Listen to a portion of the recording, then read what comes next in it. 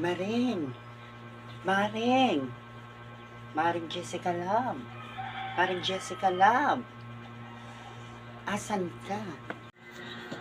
O bakit Maring? Nagkakape ako Maring. Magkape ka na Maring. Ay may imamarites ako sa iyo Maring.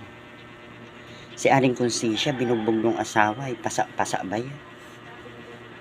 Oo. Ay nakakaawa si Aling Konsensya. O kailan pa Maring?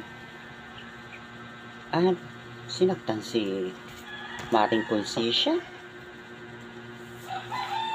Bakit gayon? Dapat hindi nila nasaktan ang mga asawa nila. Alam mo ba Maring?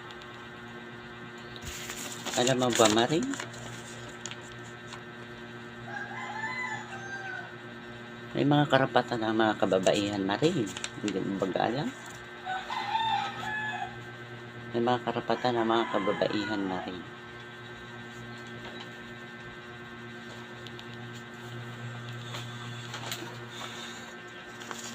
Yan. Isasabi ko sa iyo mga karapatan ng mga kababaihan Maring.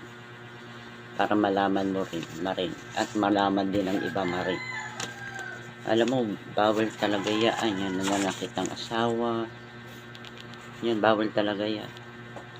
Ayon sa Republic Act 9710 o Magna Carta of Women, layunin nitong maprotektahan, itaguyod ang mga karapatan ng mga kababaihan sa iba't ibang aspeto ng lipunan. O, tinan mo, sa iba't ibang aspeto ng lipunan tulad ng edukasyon, trabaho, kalusugan, at iba pa. Yan. Number 2, Anti-Sexual Harassment Act of 1995, Republic Act 7877. Ipinagbabawal nito ang anumang uri ng pag-aabuso o paghaharas sa kababaihan sa loob ng trabaho, edukasyon o pampublikong lugar. Alam mo na ang mga karapatan. Number 3, yan dito pumapasok yung inamarites mo sa akin ngayon. Anti-Violence Against Women and Their Children Act of 2004, Republic Act 9262. Yan. Layunin nitong protektahan ang kababaihan at kanilang mga anak mula sa anumang uri ng pang-aabuso o karahasan mula sa kanilang mga asawa o partner. Yan. Alam mo Mari, nung ako nagtatrabaho pa sa DSWD, ako ay nag-daycare worker sa mga bata. Malalaman mo doon kung ang mga bata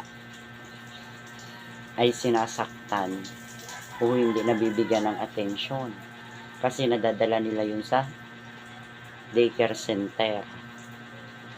Kaya pag ako ay may time, Sabado, nag-house visit ako sa mga magulang ng aking daycare. Na alam ko kung ano yung ginagawa ng anak nila sa loob ng bahay.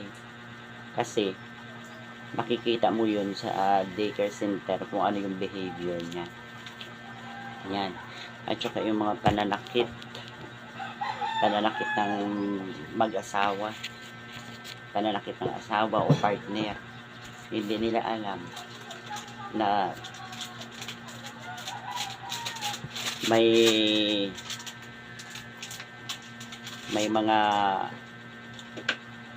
anong tawag dun? May mga karapatan ang bawat kababaihan. Yung pag-aabuso, hindi lang sa loob ng bahay, marami akong nakikita. Parang ako'y lumalabas sa karsada, yan. Sinasaktan yung mga asawa or mga live-in partner, at marami din ako napapanood sa Facebook. hindi nila alam na may mga Republic Act 9262. Doon pumapasok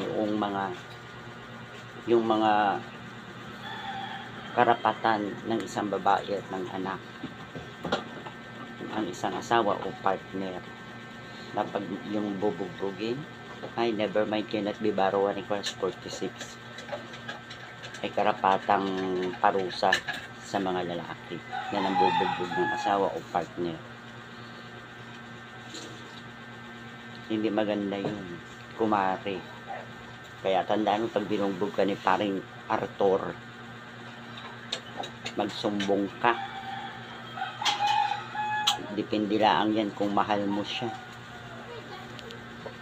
Ay Diyos ko, miskin mo siya mahal, ay bagay nasaktan ka, ay umiwas-iwas ka. Basta suportahan lang yung mga anak mo at may karampatan din parusa. Kailangan suportahan yung anak. At pag hindi sinuportahan ng anak, pwede mo silang i-demanda. Pwede mo siya i-demanda. Miski mabuntisan ka lamang maring, ay kailangan niya magsuporta. Kasalanan, buntisin ka, hindi suportahan niya yung anak niya. Ang pagsuporta naman ay ayon sa kanyang sweldo, kung magkano. Malalaman nyo yan sa DSWD pag tinatawag mo sa DSWD. Kunwari, naghiwalay kayo, yung kanyang sweldo, ibabatay ng DSWD kung magkano ang dapat isuporta sa mga anak mo. Ganyan yun. Kahit yung mga dalaga na nabuntisan ng boyfriend nila at hindi pinanagutan, kailangan nila yung suportahan, yung mga lalaki na yan.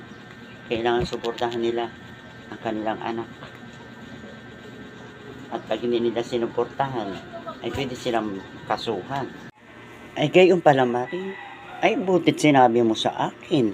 Nakakuha ako ng aral sa iyo. Ikaw pala ay naging DSW dati. Ay naalaman mo pala ang mga Republic Act na yan. Ay ako'y hindi ko ba alam. Ay maraming salamat. Ay ako'y mauwi na muna at ako'y magakapi. Napaga pang aking pagmarites. Pauwi na muna ako.